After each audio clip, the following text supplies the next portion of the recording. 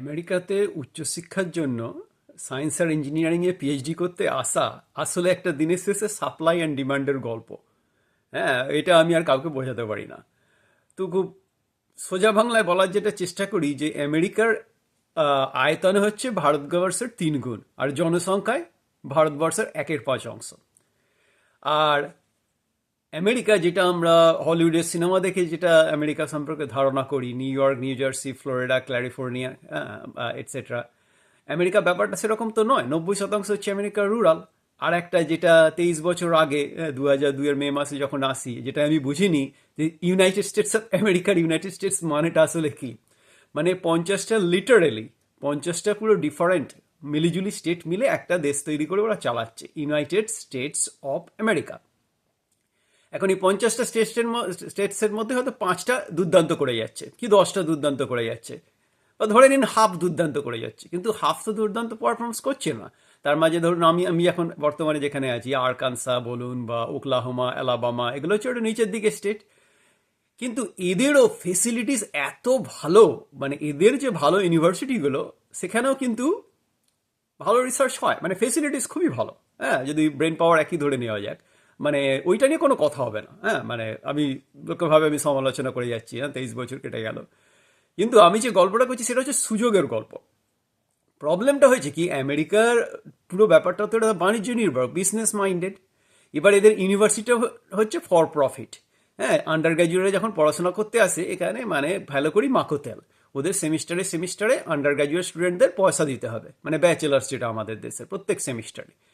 এবারে ওরা ওই খরচটাকে কম রাখার জন্য ওরা করে কি, যে আমেরিকান প্রফেসররা, ধরুন 250 লোকের কেমিস্ট্রির ক্লাস, হ্যাঁ, ইউনিভার্সিটি অফ কেন্টাকিতে আমি যেখানে এসেছিলাম, হ্যাঁ, তো প্রথম এই দেশে যখন আসি 2002-এ, তো এই 250 জনের যে ক্লাস, 240 জনের ক্লাস, এখন প্রফেসর তো শুধু লেকচার দিয়ে বেরিয়ে চলে যাবে, তার পক্ষে তো খাতা দেখা, ছেলেদের প্রশ্নের উত্তর দেওয়া, ওইগুলো তো সম্ভব না, প্রক্টরিং করা সম্ভব নয়। তখন ওই সস্তায় লেবার জোগাড় করার জন্য ওরা হচ্ছে এই ফুল স্কলারশিপের ফান্ডাটা ফাঁদে, যাতে ফুল স্কলারশিপ দেবে 6 বছরে, যেমন আমার ছিল 6 বছর ফুল স্কলারশিপ। ফুল স্কলারশিপে কী দেবে না, ফ্রি টিউশন।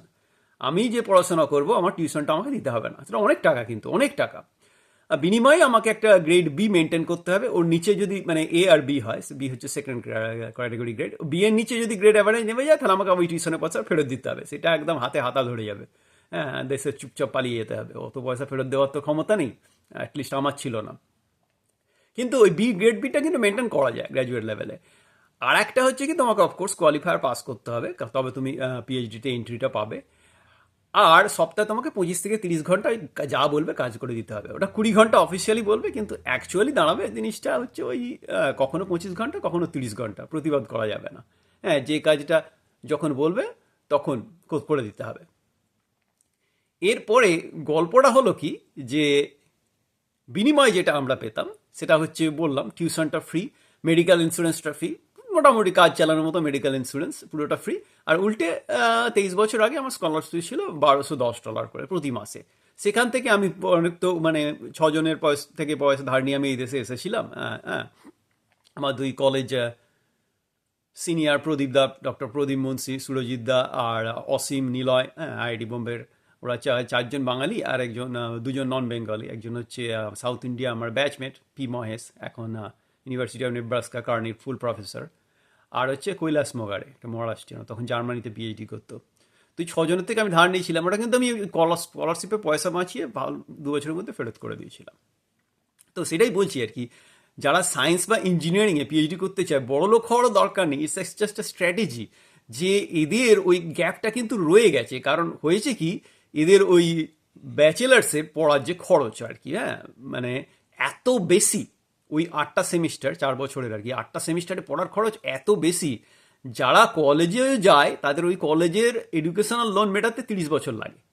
এবারে ধরুন, মানে 18 বছরে উচ্চ মাধ্যমিক পাস করলো, 22 বছরে সে আন্ডার গ্র্যাজুয়েট করলো, তারপরে সে যদি 22 বছরে কাজও পায়, যদি সাধও করতে পারে, 22-এর সঙ্গে 30 যোগ করুন, তাকে 52 বছর পর্যন্ত, হ্যাঁ, 32, 42, 52, হ্যাঁ, 52 বছর পর্যন্ত তাকে শুধু এই এডুকেশন লোনটা শোধ করতে হবে। ফলে ওইদিকে অনেকেই যেতে চায় না। এই যে যেতে চায় না, ফলে হয়েছে কি, একটা ব্যাচেলার্সের পরে ওরা যখন মাস্টার্স বা পিএইচডিতে যখন ওরা স্কলারশিপ দেয়, মাস্টার্সে কম স্কলারশিপ আর পিএইচডিতে অনেকটা বেশি স্কলারশিপ। আর 5 বছরের জন্য একটা সস্তা লেবারের আর কি কমিটমেন্ট পেয়ে গেল। তো তাতে কিন্তু কম্পিটিশনটা ভীষণ কম, ডোমেস্টিক স্টুডেন্ট নেই 50খানা স্টেটে, নিচের দিকে স্টেটগুলো বিশেষ করে, হ্যাঁ, ওই অত পড়াশোনা কেউ করে না, ফলে এদের ডিমান্ডটা কিন্তু রয়ে যাবে। হ্যাঁ, সেই কারণেই আমি বলি আর কি, মাথা চিবাই, হ্যাঁ, যে বাঙালিদের কাছে ওটা পৌঁছে দেওয়ার চেষ্টা করছি। হ্যাঁ, বাংলাদেশ বলুন বা ভারতবর্ষ বলুন, বা ভারতীয়, বা আমি ওইভাবেই এসেছি। এবং এরা তখন ওই চায়না থেকে নিয়ে আসে সায়েন্স আর ইঞ্জিনিয়ারিংয়ে, ভারতবর্ষ থেকে নিয়ে আসে। আমার আমার স্ত্রী হচ্ছে ইউক্রেনের মেয়ে, ও ইউক্রেন থেকে এরম নিয়ে আসে। মানে ওই গল্পগুলো ওই রকমই আর কি, মানে এটা হচ্ছে ওই সাপ্লাই আর ডিমান্ডের গল্প। সেই কারণে আমি বলি আর কি সবাইকে, যে আমেরিকা, তুমি যদি সায়েন্স আর ইঞ্জিনিয়ারিং দিয়ে পড়াশোনা করতে চাও, তাহলে আমেরিকায় এসে পিএইচডি করো। তাতে হ্যাঁ, মানে বিশেষ করে বাংলাদেশ, হ্যাঁ, বা ভারতবর্ষ, যেখানে পিএইচডিতে ভীষণ কম্পিটিটিভ আর সুযোগ সুবিধাটা হয়তো অনেক কম আর কি। হ্যাঁ, মাথা আছে, ব্রেন পাওয়ারটা ঠিকঠাক আছে, হয়তো বেটারও, কিন্তু ফেসিলিটিস যেটা, সেটা কিন্তু আমেরিকাতে এখন অনেক বেশি।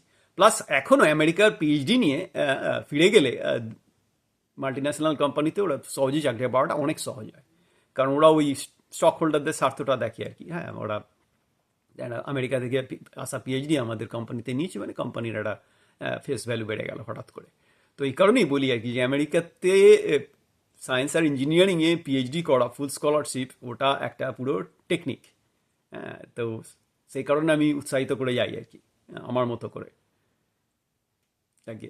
আমার পুচকে চ্যানেল, আমার মতো করে বক বক করা, যাদের পছন্দ হচ্ছে একটু সাবস্ক্রাইব করুন।